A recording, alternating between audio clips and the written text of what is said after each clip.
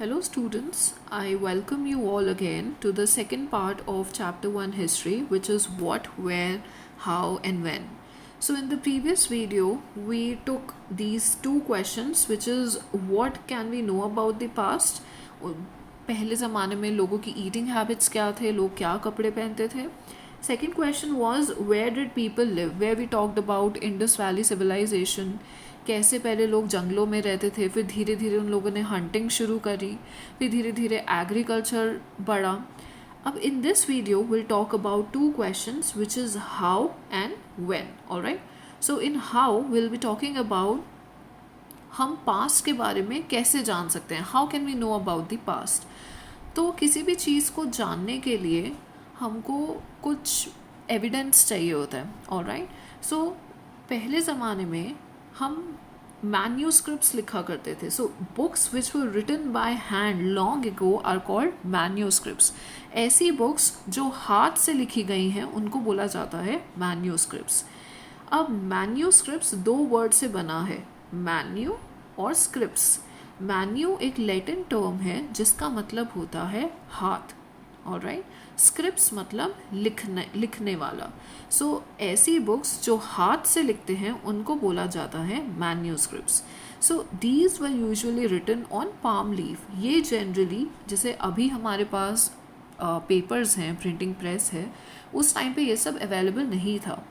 तो these were earlier written on palm leaf. जो palm की पत्तियाँ होती हैं उस पर लिखा जाता था, या फिर specially prepared bark of a tree known as birch, या फिर बर्च पे लिखा जाता था, जो कि एक बार्क होता है एक ट्री का, जो मोस्टली हिमालयाज में मिला जाता है. Alright, now these books dealt with various kinds of subjects. अब इन ये जो बुक्स हैं जो हमने हाथ से लिखे हैं उसमें क्या क्या चीज़ें मिलती थी. उसमें कुछ धर्म की बातें लिखी होती थी, उस टाइम के राजाओं के बारे में बातें लिखी होती थी, मेडिसिन साइंस की बातें भी उसमें होती थी, पोएम्स, प्लेज एंड एपिक्स, ये सब लिखा होता था मैन्यूस्क्रिप्ट्स में.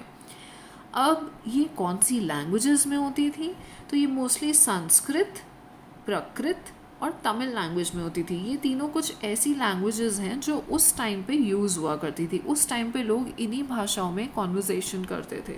Alright, now let's talk about inscriptions. तो नाम से ही पता चल रहा है, इंस्क्रिप्शंस ऐसी चीज़ जो अंदर एक हार्ड सरफेस पे खुदी हुई है. ऑलराइट, सो एक हार्ड सरफेस है और उसके अंदर हमने खोद खोद के लिखा हुआ है. So these are writings on relatively hard surface such as stone or metal. Generally, kings अपने orders ऐसे ही inscribed करते थे so that लोग उसको आसानी से पढ़ सके और obey कर सके. क्योंकि अगर कोई hard surface में कोई चीज़ बहुत अंदर तक लिखी हुई है तो उसको आप मिटा नहीं सकते. ऑलराइट, तो इसीलिए किंग्स ऐसे इंस्क्रिप्शंस को यूज़ करते थे ताकि जो भी उनके ऑर्डर्स हैं लोग उसको आसानी से देख सकें और ओबे कर सकें, और उसको कोई मिटा भी नहीं सकता.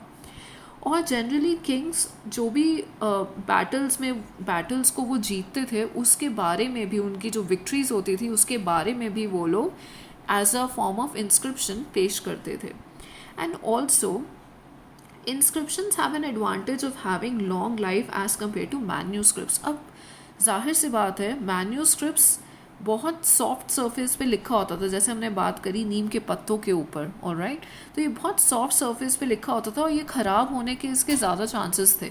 अगर सपोजिटली कोई इंसेक्ट ने इस पर अटैक कर दिया या कुछ नेचुरल कैलामिटी आ गई तो ये जल्दी ख़राब होने के इसके चांसेस है. But on the other hand inscriptions का लॉन्ग लाइफ होता है क्योंकि ये अंदर खुबे होते हैं एक हार्ड सरफेस पे. इनकी जनरली लाइफ लॉन्गर होती है as compare to manuscripts. Alright, now how to find about the past. हम past कैसे जान सकते हैं? So here we talked about archaeologist. Alright, हमने पहली वीडियो में historians के बारे में बात किया था, अब हम बात करेंगे archaeologist. Archaeologist वो लोग होते हैं जो past के objects को study करते हैं. Alright, अब उस स्टडी में रिमेन्स ऑफ बिल्डिंग आती है made of stone and brick, paintings and sculpture. हमने देखा है कि आर्कियोलॉजिस्ट, जैसे आप इस फिगर में देख सकते हैं कि कुछ साइट्स होती हैं जिनको वो एक्सप्लोर करते हैं, ढूंढते हैं, जानते हैं कि ये साइट पॉसिबल है जहाँ पे मुझे, अगर मैं ज़मीन खोदूंगा या खोदूंगी, मुझे कुछ ऑब्जेक्ट्स मिल सकते हैं पास्ट के। तो ये होते हैं आर्कियोलॉजिस्ट, जो अर्थ को खोद के, डिग करके कुछ ढूंढना चाहते हैं। क्या क्या हो सकता है उसके अंदर? टूल्स मिल सकते हैं, कुछ वेपन्स मिल सकते हैं, ऑर्नामेंट्स मिल सकते हैं, कॉइन्स मिल सकते हैं, जिससे हम पहले क्या हुआ था उसके बारे में जान सकते हैं। ऑलराइट। और ये जो ऑब्जेक्ट्स हैं वो जनरली स्टोन से बना होता है, या बोन से, या किसी मेटल या क्ले से। ऑलराइट। अब कई बार हमको, जब हम ज़मीन में खोदते हैं, तो हमको कुछ बोन्स मिल जाती हैं, एनिमल्स की, बर्ड्स की, फिश की। इससे हम पता लगा सकते हैं कि पास्ट में किस टाइप के एनिमल्स हुआ करते थे। ऑलराइट। सो आर्कियोलॉजिस्ट का काम क्या होता है? बेसिकली ऑब्जेक्ट्स को स्टडी करना जो हमें पास्ट के बारे में बताए। अब let us understand the difference between an historian and an archaeologist. Historian वो होता है जो हिस्ट्री को स्टडी करता है, और आर्कियोलॉजिस्ट वो होता है जो आर्कियोलॉजी को स्टडी करता है। हिस्ट्री क्या है? हिस्ट्री होता है study of past, which is studied और analyse through the written records of the past. तो हिस्ट्री एक स्टडी ऑफ पास्ट है जिसके बारे में, जिस पास्ट को हम जान सकते हैं using written records of the past. जो हमारे पास रिटन रिकॉर्ड्स हैं उनको पढ़ के हम हिस्ट्री के बारे में जान सकते हैं। आर्कियोलॉजिस्ट भी स्टडी ऑफ पास्ट ही है, उसमें भी हम पास्ट को ही जानते हैं।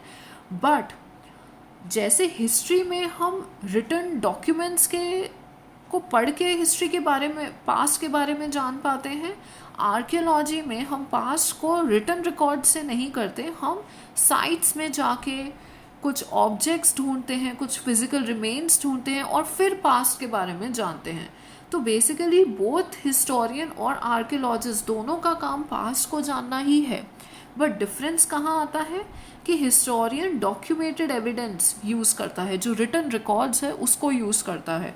बट जो आर्कियोलॉजिस्ट है वो फिजिकल एविडेंस यूज़ करता है, जैसे वो धरती के नीचे जो जो ये ऑब्जेक्ट्स मिलते हैं उसको स्टडी करके पास्ट के बारे में जानने की कोशिश करता है। तो ऑब्वियस ही बात है, हिस्टोरियंस का कोई ज़्यादा फील्ड वर्क का काम नहीं होता, उनको जगह जगह जाना नहीं पड़ता, उनको जगह जगह खोदना नहीं पड़ता, क्योंकि उनके पास रिटन रिकॉर्ड्स हैं जिससे वो हिस्ट्री के बारे में जान सकते हैं। On the other hand archaeologist का फील्ड वर्क होता है, उनको जाना पड़ता है, एक्सकेवेट करना पड़ता है, कुछ ऑब्जेक्ट्स, आर्टिफैक्ट्स ढूंढने पड़ते हैं जिससे वो पास्ट के बारे में जान सके। So this is the difference between an historian and an archaeologist. Alright, now let's come to the next topic which is what do dates mean. अब अगर कोई मुझसे पूछे कि आज की डेट क्या है, ऑलराइट, तो मैं बोलूँगी आज की डेट है 30 जून 2020। ऑलराइट, सो 30 मेरा हो गया डेट, जून हो गया मंथ, और 2020 क्या है? सो 2020 हुआ years after the birth of Jesus Christ. अब जीसस क्राइस्ट कौन है? सो बेसिकली हम लोग, जैसे मैंने पहले वीडियो में बताया था कि जो इंडिया का नाम भी है वो भी वेस्टर्न पीपल ने ही दिया था। सिमिलरली जो भी हम हिस्ट्री देखते हैं वो हम वेस्टर्न पीपल की आउटलुक से देखते हैं। तो जनरली जितने भी वेस्टर्न पीपल हैं वो क्रिश्चियनिटी को फॉलो करते हैं। तो जैसे हमारे लिए जो हिंदू धर्म है, हम लोग एक पर्टिकुलर गॉड या गॉडेस को फॉलो करते हैं, सिमिलरली क्रिश्चियंस जीसस क्राइस्ट को फॉलो करते हैं। तो उन्होंने क्या किया कि birth of Jesus is suppose to be the 0 point of history. तो उन्होंने बर्थ ऑफ जीसस को एक 0 पॉइंट बना लिया और बोल दिया कि जब जीसस क्राइस्ट का बर्थ हुआ था उसके पहले के ईयर्स के आगे लगाया जाएगा बिफोर क्राइस्ट, और जब जीसस के बर्थ के बाद के जितने भी ईयर्स हैं उनके आगे लगाया जाएगा AD, which is anno domini. Alright, तो सपोजिटली अगर मैं बोलूँ, if I say what year was 1500 years ago, तो कितना BC हुआ और कितना AD हुआ? So 1500 is less than 2000। So 15 years मतलब हम अभी भी जीसस के बर्थ के बाद ही हैं। तो मतलब हम AD में हैं, so therefore it means 500 AD। तो हम लोग 2000 ईयर्स एगो के बात करते हैं। सपोजिटली अगर 2020 अभी चल रहा है तो 2000 साल हो चुके हैं जीसस के बर्थ को हुए।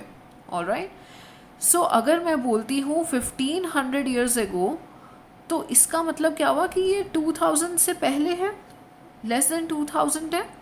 तो 15 ईयर्स मतलब हम अभी भी जीसस के बर्थ के बाद ही हैं, तो मतलब हम AD में है, so therefore it means 500 AD।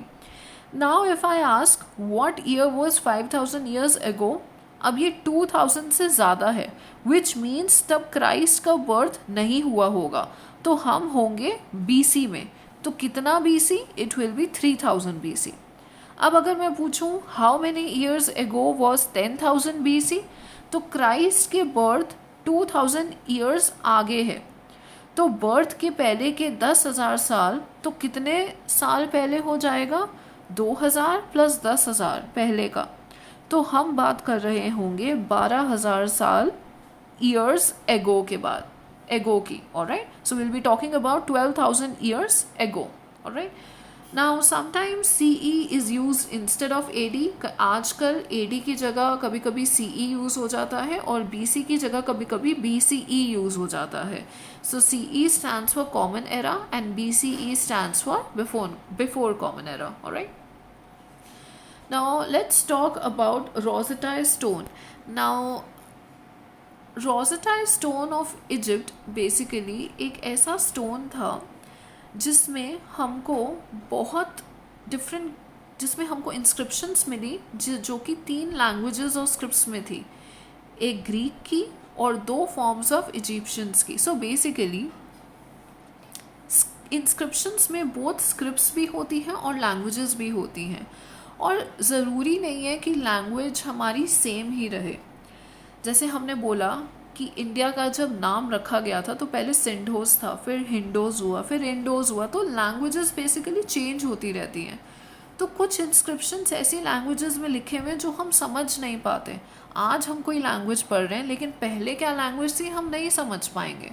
तो कोई इंस्क्रिप्शन जो पहले ज़माने में लिखी गई है और हम अगर उसको समझना चाहते हैं, उस प्रोसेस को कहते हैं डिसाइफरमेंट। जब कोई मेरे पास किसी म्यूज़ियम में हम जाते हैं और हम कोई एक इंस्क्राइब्ड कुछ इंस्क्रिप्शन देखते हैं और हम जानना, और उसमें कुछ सिंबल्स बने होते हैं, डिफरेंट लैंग्वेजेस में कुछ लिखा होता है, बट हम उसको समझ नहीं पाते। तो जब आर्कियोलॉजिस्ट उनको समझने की कोशिश करते हैं कि उसमें उस क्या लिखा है, उस प्रोसेस को बोलते हैं डिसाइफरमेंट। डिसाइफर का मतलब ही यही होता है कोई नई चीज़ को पता लगाना। ऑलराइट, तो इसी तरीके से रोजेटा स्टोन एक इजिप्ट में था जिसके अंदर 3 लैंग्वेजेस और स्क्रिप्ट्स थे, तो 2, एक ग्रीक के और 2 इजिप्शियन के।